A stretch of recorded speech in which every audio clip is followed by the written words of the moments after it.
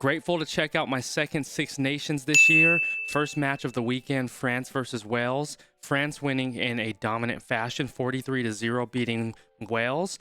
And I feel that France played the almost perfect match. And I say that because of that yellow card that got elevated to a red card at the end of the match by Ntamack. But overall, an exceptional performance from France. It was just a smooth, easy game for them, I will say.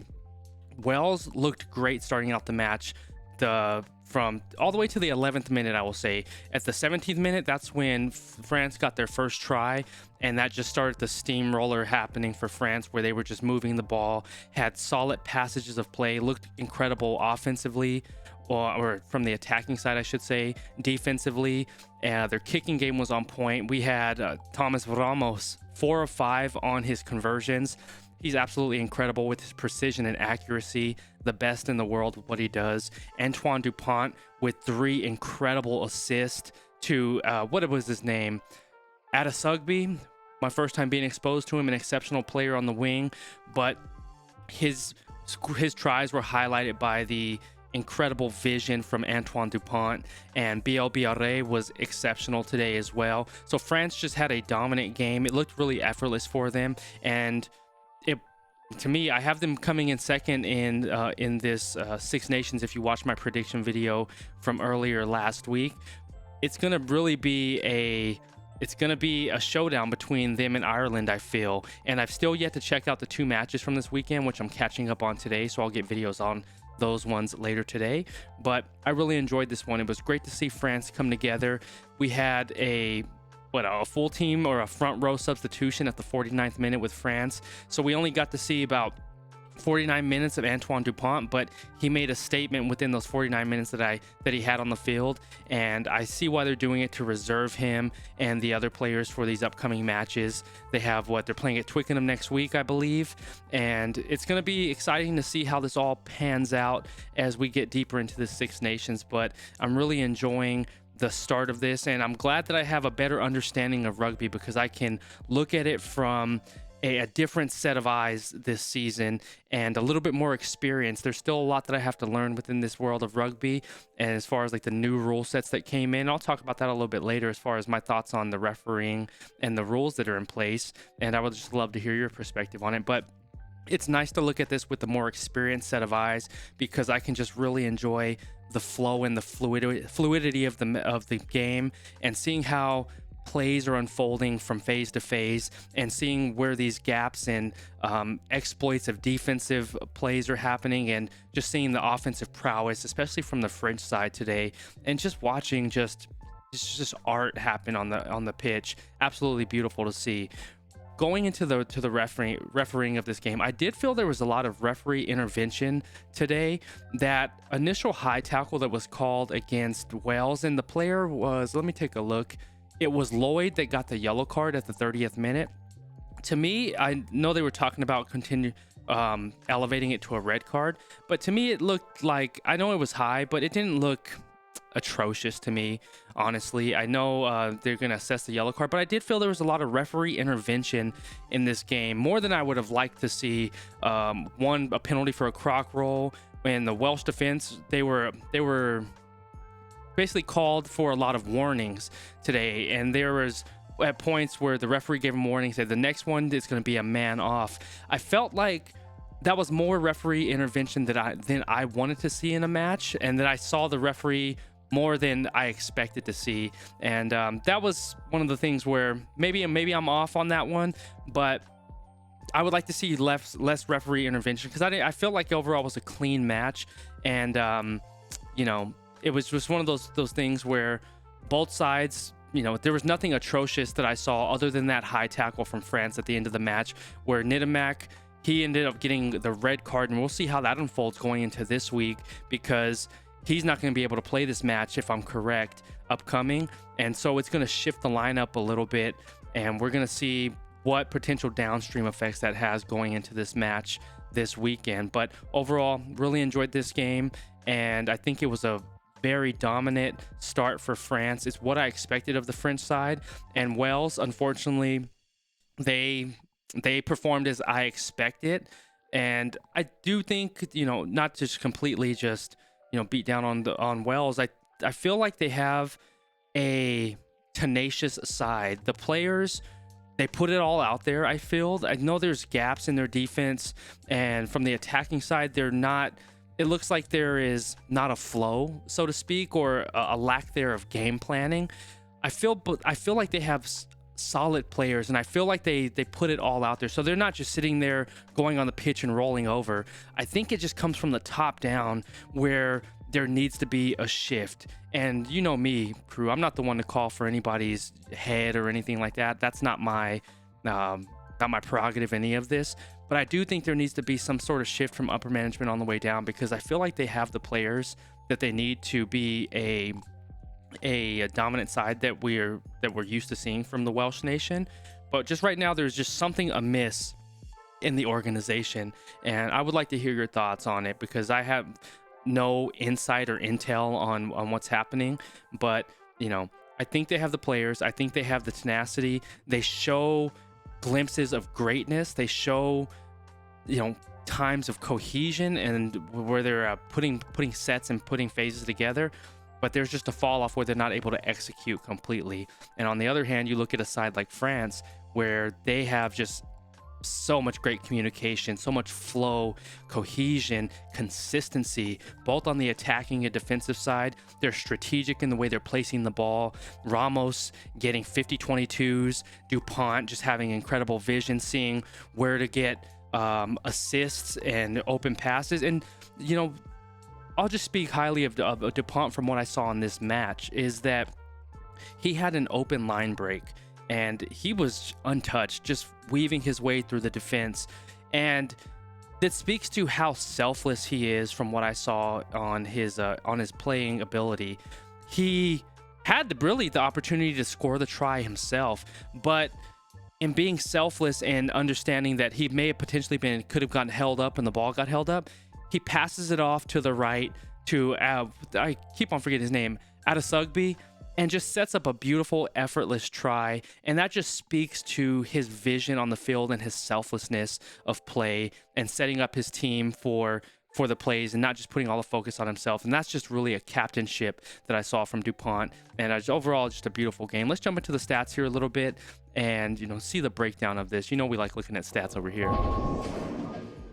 All right, so we know it's 43-0. Wales loses to France. We had one red card on France at the end of the match, and we'll see how that unfolds going into next week. The point flow chart, France was in control from the 17th minute all the way through the final whistle. Time in the lead, it goes all to France, every category except for the last 10 minutes. 65-0, 80-0, 46-54. Wales wins that category, and then 5-0 in the last 10 minutes of the match. Key events starting from the bottom. Attissogbe, he gets a try. Ramos gets the conversion. Ramos, as I said in the intro, he did an exceptional job. He was 4 of 5 on the day, and he's just super crisp. Reminds me of the accuracy of when you think of a Finn Russell, but I think Ramos is almost what do you call it? Even highlighted as far as kicking prowess, higher than Finn Russell. And correct me if I'm wrong on that one. Just from what I'm seeing, his kicking percentage and precision is very high. Bielle-Biarrey gets his try. Ramos converts. Lloyd comes out at the 29th minute with a yellow card for that high tackle, and thankfully it didn't get upgraded to a red card, I would say, just because it didn't look malicious to me. Attissogbe gets another try at the 32nd minute, making it 19-0. Ramos converts. Bielle-Biarrey, 26-0 at the 40th minute, gets his try. Ramos converts, going in the half at 28-0. And they were just in full control at this point. You saw the French coach, or the France coach, he was smiling. I've never seen the man smile, really. He always looks hyper focused and really intense, but he was just had smile across his face going into half, because they were in full control at this point. Marchand comes out at the 54th minute, scores, and puts France ahead again, or France even further in the lead. Gailleton at the 67th minute scores, 38-0. Ntamack gets a red card at the 69th. Thomas from Wales at the 75th minute gets a yellow card, and that's for the excessive warnings from the referee. And Alldritt, who got the player of the match for the Six Nations game, scores at the 77th minute. So those were all the key events, and it was just, as we can see, that timeline is all France dominant. The win probability 92%. I like how they added that in. The win probability for France 92%, draws 1%, 7% to Wales. Looking at the 22-meter entry, 3.5 to 0, 12 to 5. France wins in all the entries at that point. From the attacking profile, we'll drop this down. France in full control of everything at this point except post-contact meters and carries, but they did more with their carries than Wales. So Wales is 158 to 143 for carries and 306 post-contact meters to 292.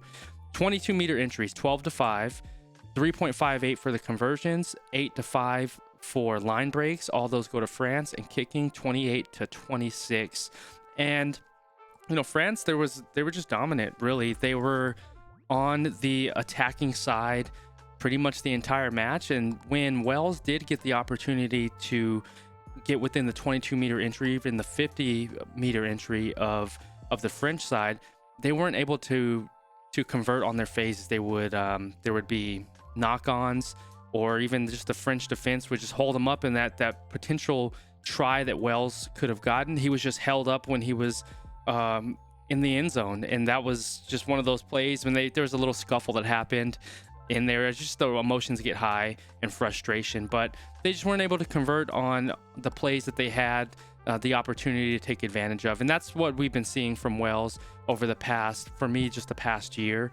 And hopefully he can start getting that stuff together, because I do think they have some strong players. They just don't have a complete side, and their game plan just isn't fully fleshed out at this point. But hopefully we'll start seeing them put it together, and they'll have a little bit more entertaining matches going into these next few weeks of this tournament.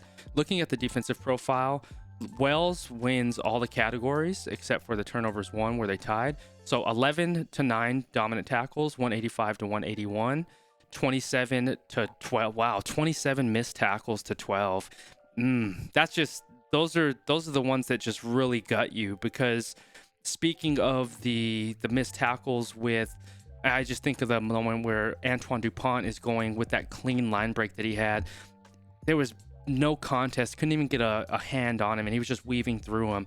And so if they're able to clean this up, we're going to see a more I think, what am I trying to say, a closer match. I'll just say a closer match if Wales is able to clean that up, and just less mistakes on their side. 4 to 4 turnovers, 3 to 2 on the tackle turnovers, and then 20 to 6 on the tackle offloads allowed. Looking at ruck speed, 0 to 3 seconds, 56 to 65. Wales takes that. 3 to 6 seconds, 32 to 28. France takes that, and then 12% to 7 within the 6-second range. France takes that.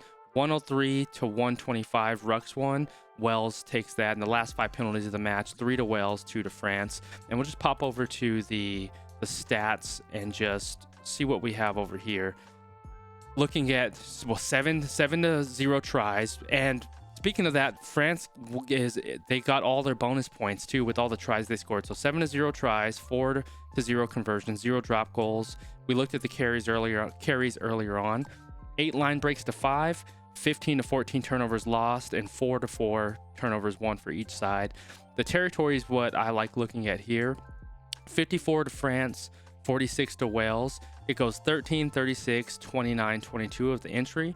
But looking at the possession, so France goes 8, 20, 31, 42. So France really lived in the Welsh attacking side, right? They were over there on the 50-meter entry in the 31 percentile, and then 42% within the 22-meter entry, and they took advantage of all of those entries. And Wales, looking at them, it was 3, 28, 52, 18. So they were really stuck within this 50-meter entry of France, and they could not get any points on the board and take advantage of just being on their side of the pitch. And it's just interesting to see if they're able to clean that up. I think we're going to see them start looking better on the pitch. It's crazy to see a team with so much history and tradition just give up such a tough loss, and the margin of 43-0 to get shut out, that's not a good look at all. Possession in the last 10 minutes, 54-46 for Wales, and possession time was 50%. Looking at the set plays, 7-10 scrums, Wales takes it. Win scrum percentage, 100-83 for Wales. Lineouts, these next three categories all go to France, 15-8, 93-88, 7-1 on the restarts, and then 100% of the restarts won. The attacking side, we saw 8 line breaks to 5, passes 235 to 147, 158 to 143 for ball carries, and post contact meters 306 to 292. So Wales was moving the ball, but they just weren't taking advantage of all of the time they had, all the possession time that they had. And France did an incredible job on the defense, shutting them down, creating turnovers, and really just holding them to no points. Really, that France did an exceptional job. I feel like they played the almost perfect game. The only blemish they have was that red card that they got at the end of the match, and we'll see how that affects them going into next week. Turnovers lost 15-14 for France, and turnovers won 4-4. This is the penalties conceded, 12 for Wales, 3 to France. So Wales has to clean up their penalties, 2 yellow cards and 1 red card for France. And so those penalties are a killer, man. Those are a killer. That's going to hold them back. So hopefully they're able to clean that up and get things more dialed in as we progress through this tournament. Tackles made, 185-181, Wales. Tackles missed, 27-12, Wales.